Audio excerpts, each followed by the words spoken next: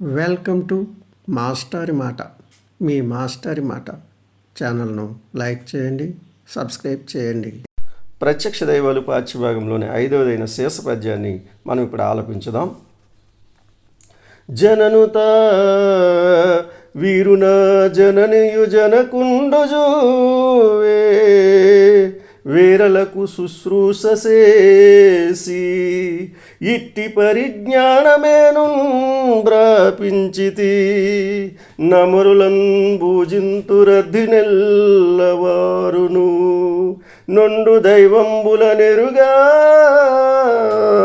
నీ వృద్ధుల నా పాలి వేల్పుల నఘా కమనీయ ఫల పుష్ప గంధభూషణ వస్త్రములు మనోహర భక్ష్యభోజ్యములును వీరికెప్పుడు నివేదింతు వేట్కన్ పుత్రధరా సహితుండనై నియతముగ సేవయాచరింతును వేదముల్ యజ్ఞములు వ్రతంబులును వీరణాకను తలంపు దృఢము. 5వ పద్యభావం. ప్రజల చేత గౌరవింపబడేవాడా, వీరు నా తల్లిదండ్రులు. వీరికి సేవ చేయటం వల్ల మాత్రమే నాకు ఉత్తమ జ్ఞానం లభించింది. సాధారణంగా లోకంలో అందరూ కోరికలతో దేవతలను పూజిస్తారు.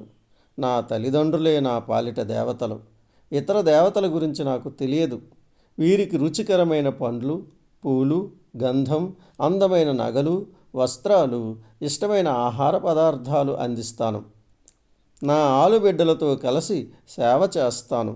అలా చేయడం వల్ల వేదాధ్యయనం, యజ్ఞాలు, వ్రతాలను చేసిన ఫలితం లభిస్తుంది.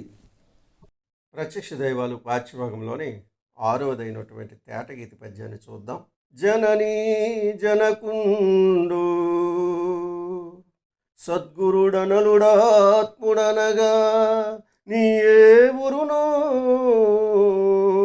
నే గృహస్థు చేత సుగతి వాంఛన్ ప్రసాదితులగుదు రట్టివాడసూవే ధర్మాత్ముండు వసుధ మీద. భావం. ఈ భూమిపై పుణ్యాన్ని కోరే గృహస్థుడు తల్లి, తండ్రి, గురువు, అగ్ని, ఆత్మ అనే 5గురిని పూజించాలి, సంతోషపరచాలి. అలాంటి వాడే ధర్మాత్ముడు. 7వదైన వచనాన్ని చదువుదాం. అని చెప్పి ఇట్లనియే బతివ్రత పనుపునం చేసి నీవు ధర్మజ్ఞానార్థంబున ఆయున్న ఎడకుంజనుదించిన నా పతివ్రత వలని అనుగ్రహంబున నీకు నెల్లవియు నెరింగించితి గాని నీ దశనాదు చిత్తంబు ప్రియం పడి ఉండదు. నీ చేసిన ఎకార్యం ఒక్కటి గలదది ఎయ్యది అనినా. ఇప్పుడు భావం. అని చెప్పి ధర్మవ్యాధుడు ఇలా అన్నాడు. ఓ కౌశిక మహర్షి, నీవు నా వద్దకు పతివ్రత పంపగా వచ్చావు. ధర్మాన్ని గురించిన జ్ఞానాన్ని పొందాలని భావిస్తున్నావు. ఆమెపై ఉన్న గౌరవం కారణంగా ధర్మ మార్గాన్ని వివరిస్తాను. నీపై ఉన్న ఇష్టం కాదు.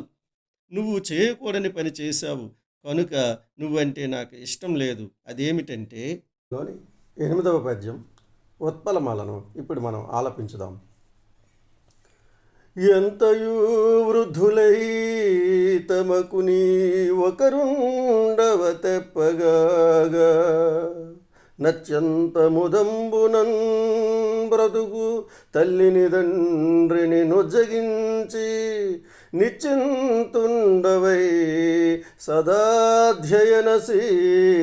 వారి అనుజ్ఞలేక ఏకాంతమయం మెయిన్ వెడలి తక్కట నీవు గరంబు క్రూరతన్. భావం. కౌశిక మహర్షి, నీ తల్లిదండ్రులు వృద్ధులు. వారు నీపై ఎంతో ప్రేమతో జీవిస్తున్నారు. వారికి నీవే ఆధారం. కానీ నీవు వేదాధ్యయనం చేసి జ్ఞానాన్ని పొందాలని భావించావు. తల్లిదండ్రుల అనుమతి లేకుండా వారిని వదిలిపెట్టావు. వారి స్థితిగతుల గురించి ఎలాంటి విచారణ చేయలేదు. ఈ కఠినమైన నీ ప్రవర్తన నాకు నచ్చలేదు.